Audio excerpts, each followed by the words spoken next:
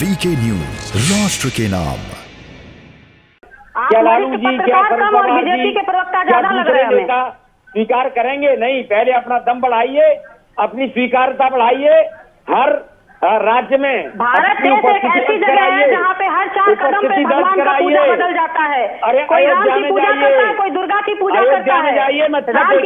राम भी दुर्गा की शरण में गए थे, ये जान लीजिए। अरे मथुरा में जाइए राजनीति में। अरे भैया, आप दुर्गा की शरण में गए, बंगाल में अभी भी कह रही हूँ कि भगवान को मत मत क्यों राजनीति में। आप गए दुर्गा की शरण में, बंगाल में मिल गया आपको शंकर भगवान की पूजा उत्तर प्रदेश में आना है तो भगवान राम के यहाँ जाना है। राजनीति मत करिए। उत्तर प्रदेश में आना है तो भगवान के यहाँ जाना है। यही होता है, ये जाना पड़ेगा। ये यथार्थ है। और बीजेपी के मैं जो कह रहा हूँ ये यथार्थ है। नहीं, कंचन जी देखिए, ऐसे वो अपनी बात रख रहे हैं और इसको आप ऐसे झुठला नहीं सकती है। नहीं, तो इनको कहिए कि चरितार्थ जो कर रहे हैं। नहीं, देखिए कंचन जी, मैं एक बात कहूँ, राजनीति का चरित्र यही है। देखिए, राजनीति का चरित्र यही है, आने वाले दिनों में होगा। ममता बनर्जी आपको अयोध्या में जाते हुए दिखेंगी, वो भी जय श्री राम कहेंगी, अभी भले ही पीछे दौड़ती है। आप केजरीवाल जी को याद करिए, वो कभी कहा करते थे मंचों से कि उनकी नानी ने उनसे कहा था कि जिस जगह को तोड़कर, जिस मंदिर को तोड़कर, मस्जिद को तोड़कर राम भगवान बसाए जाएंगे, वहां राम भगवान नहीं रहेंगे। ये केजरीवाल जी की नानी कहा करती थी, उन्होंने मंच से कहा था। लेकिन आज वही केजरीवाल जी अयोध्या जा रहे हैं, और एक बार नहीं बार-बार जा रहे हैं। तो ये राजनीति का चरित्र है। तो ममता जी भी जाएंगे एक दिन, ये होगा। आप दुर्गा जी का उदाहरण दे रही हैं। कुछ बीजेपी से जोशी जी कुछ कहना चाह रहे हैं, फिर आता हूं मैं बुटोला साहब आपके पास। जोशी जी जी जोशी जी कुछ कहना चाह रहे हैं।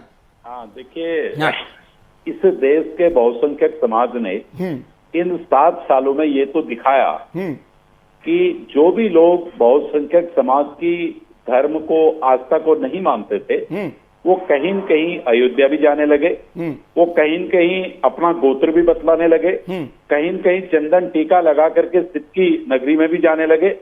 और बंगाल के चुनाव की भी अगर हम बात करें तो आपने जैसे जिक्र किया कि वहां पर राम के भक्तों को दौड़ा दौड़ा करके पीटा गया, लेकिन जब चुनाव अंतिम चरण पे आया तो वहां पर दीदी ने भी जयंती मंगला काली भद्र काली कपालिनी वो शुरू हो गई। क्यों? आखिर सोचिए कि भाई बहुसंख्यक समाज की आवाज को दबाया नहीं जा सकता है, कुचला नहीं जा सकता है। परंपरा संस्कृति जो आपने इतने वर्षों तक प्रजातंत्र के नाम पर अभिव्यक्ति की जो आजादी थी उसको कुचला था, वो समय अब नहीं रहा। इसलिए आज इस देश की सभी राजनीतिक पार्टियों को, जिसको देश के अंदर अपनी राजनीतिक पार्टियों को आगे बढ़ाना है, कुछ कहना चाह रहे हैं, फिर मैं पपने साहब के पास आ रहा हूं। समाज की उपेक्षा नहीं करनी पड़ेगी। बिल्कुल जोशी जी, बुटेला साहब कुछ कहना चाह रहे हैं। बढ़ाने के लिए उसकी परंपरा, संस्कृति और धर्म को कहीं कहीं मानना पड़ेगा, तभी जाकर बोलिए बुटेला साहब, राजनीतिक पार्टियां आगे बढ़ पाएंगी। जी बोलिए। ये जोशी जी सनातन धर्म की बहुत बड़ी बड़ी बातें कह रहे हैं। मैं पूछना चाह रहा हूँ कि जब प्रांतीय चुनाव 1936 में हुए, वहीं हिंदू महासभा ने मुस्लिम लीग के साथ मिलकर 3 प्रांतों में सरकारें बनाई, और देश को तोड़ने के लिए जो आपके आदर्श है, वो तो तब के मुख्यमंत्री रहे हैं। तब कहाँ सनातन धर्म चले गया था? तब कहाँ आपका हिंदुज्म चले गया? मान्यवर 565 रियासतों को मिला के इस देश में कांग्रेस ने एक देश हिंदुस्तान बनाया है, याद रखिए। और आप भाषण देने के बजाय कुंभ में जो उत्तराखंड में आपने RT-PCR घोटाला कर दिया, कुंभ के अंदर दुनिया का सबसे बड़ा घोटाला, वो सनातन धर्म की आस्था पे चोट था। आपने केदारनाथ के अंदर जो पुनर्निर्माण चल रहा है, जो आप उत्तराखंड की सरकार ने लूट खसोट मचा रखी है, वो सनातन धर्म पे चोट है। वो राम जैसे बनिए, भगवान राम का मंदिर बनना चाहे, कांग्रेस ने हमेशा कहा था यदि आप सनातनी होते तो आप संसद के दोनों सदनों से बड़े बहुमत। चलिए विषय से भटक रहे हैं। बुटोला साहब जोशी साहब कुछ जवाब देना चाह रहे हैं, लेकिन मैंने पपने साहब बहुत लंबे वक्त से बने। बुटोला साहब जी जोशी साहब मैं लूंगा आपसे, मैं पपने साहब बहुत लंबे वक्त से बने, मैं उनसे एक टिप्पणी ले लूं। पपने साहब एक बात कहना चाह रहा हूँ। नहीं बुटोला साहब अभी हो गया, मैं आ रहा हूँ आपके पास।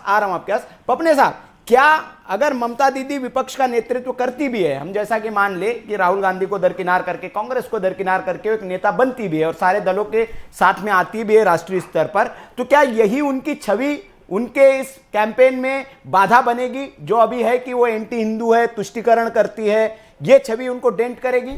पपने साहब देखिए, जहाँ तक सवाल है किसी को अपना एक्सेप्ट करने का, जहाँ तक सवाल है, देखिए पहले तो जनमानस उसी को वोट करेगा जो जन सरोकारों की बात करेगा। अगर जहाँ तक सवाल है जो हमारा देश जो चल रहा है, इसका तो जो चलाएमान है वो एक संविधान के तहत चलाएमान है। एक्चुअली हमारा संविधान क्या कहता है, एक्चुअली बात यह है, क्या हमारे नेताओं को पता है? हम यहाँ पर धर्म और जाति और राष्ट्र की बातें करते हैं, क्या हमारा संविधान इसकी इजाजत देता है? एक्चुअली नहीं देता है। एक्चुअली बात ये, तो ऐसे में अगर हम धर्म और जाति के आधार पर अगर हम इस तरीके से अगर हम बातें करते हैं, तो क्या जनमानस जो इस टीवी डिबेट को देख रहा है, क्योंकि जो लाखों आदमी टीवी डिबेट को देख रहे हैं, क्या इन चीजों से उनके सरोकार बन रहे? क्या एक्चुअली बात यह है, या उनके सरोकारों का हित हो रहा है? एक्चुअली बात यह है, नहीं हो रहा है। एक्चुअली बात यह है। तो ऐसे मैं तो यही कहना चाहूंगा कि देश में कोई भी प्रधानमंत्री बने, कोई भी मुख्यमंत्री बने, कोई भी दल अपना सत्ता में आए, वो जन सरोकारों की बात करे, न कि धर्म और जाति की, न कि राम और लक्ष्मण की, न कि किसी ईसा की। यहाँ तुम्हारे अनेकों धर्म हैं, अनेकों जातियां हैं। एक्चुअली बात ये है। ये है ड्रीम मीडिया नेटवर्क